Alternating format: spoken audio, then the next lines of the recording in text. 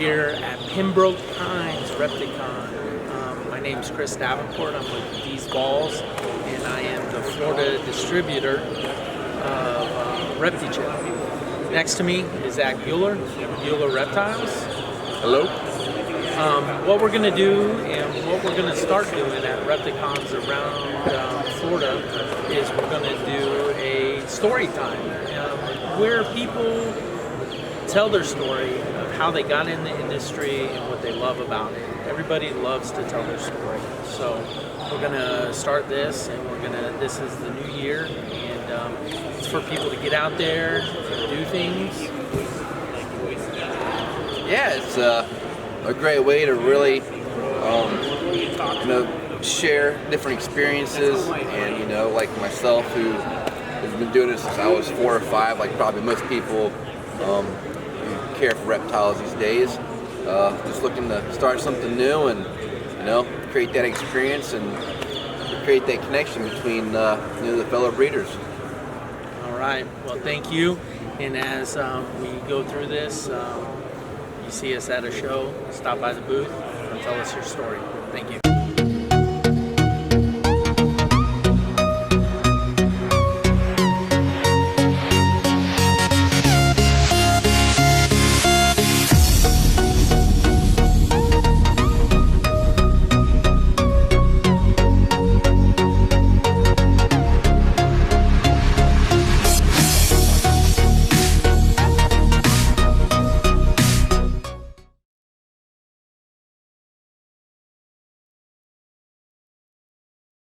Well, Zach's back here, and I'm with Mike from Premium Crickets, who happens to be the king of crickets, the raiser of roaches, and also the slinger of superworms. So Mike, why don't you tell us a little bit about what you do and how you provide the reptile community with awesome food and high quality everything else. Wow, so we are now at the Fort Lauderdale or Broward Day Repticon show. I guess you're going to show some videos of this place here. But we have a booth right over there, and since 2001 we've been running a company called Premium Crickets and Georgia Crickets, shipping about 1 to 2 million crickets out a week to people throughout the whole country.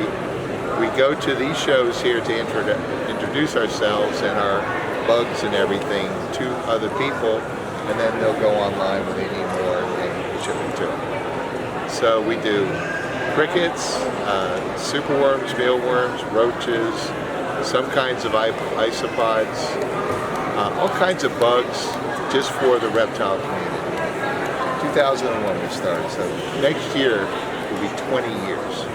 That's awesome. I also saw over at your display that you actually have tubs in,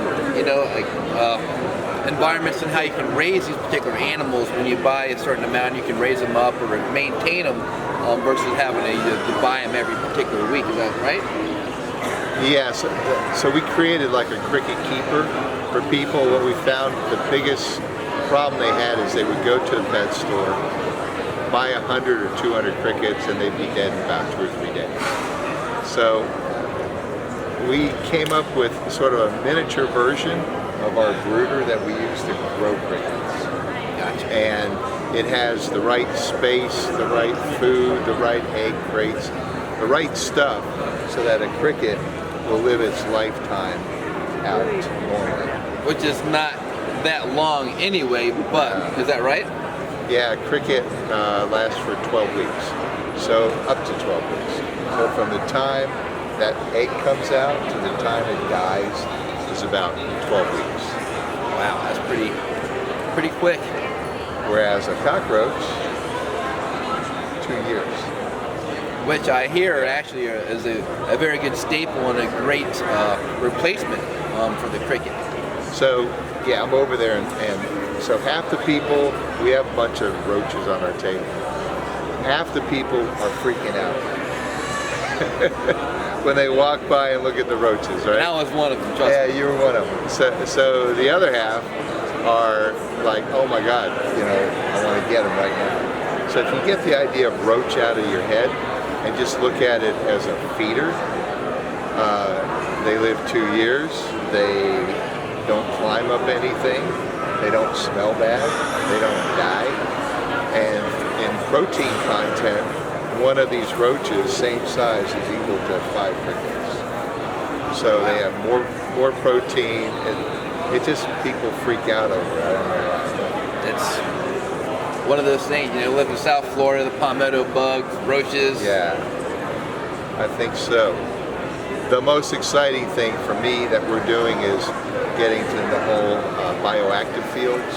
All right. So, you know, people all around here, they're going to buy leopard geckos or fat-tailed geckos or bearded dragons, and they're going to put them in these cages that are somewhat sterile, you know, artificial light.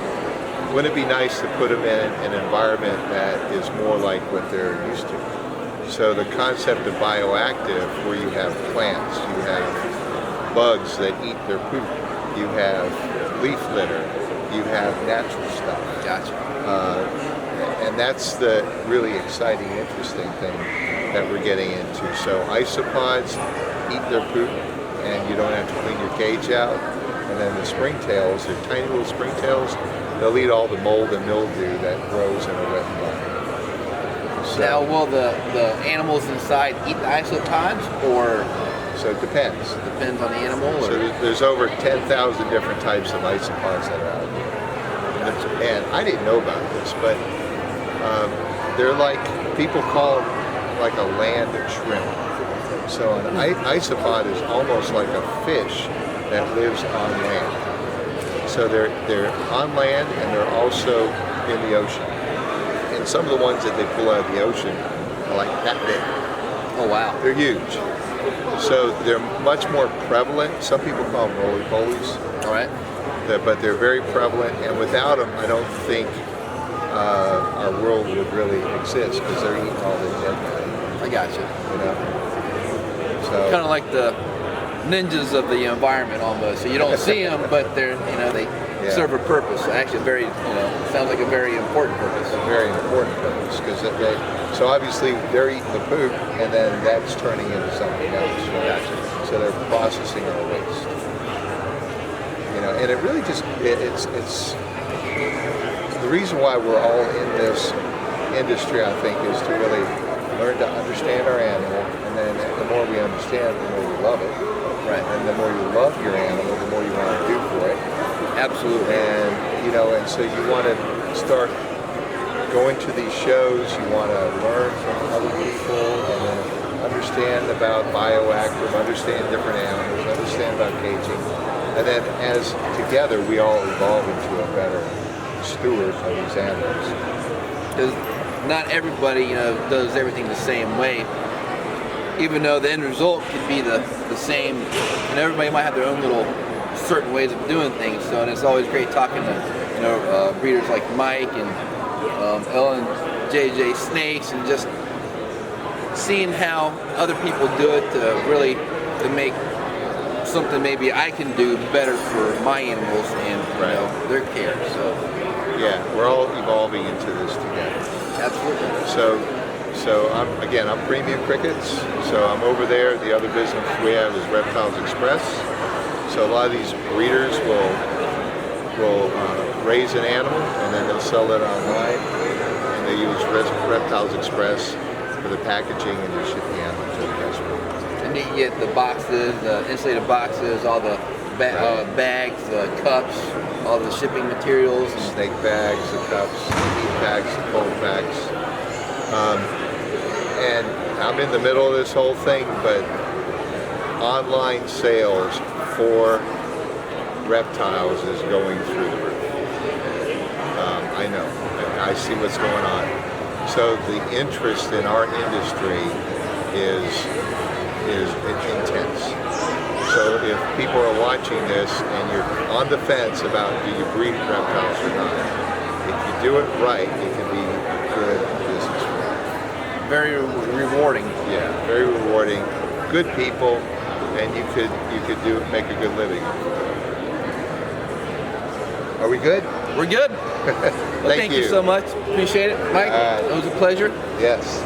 I'll get my 25 cents.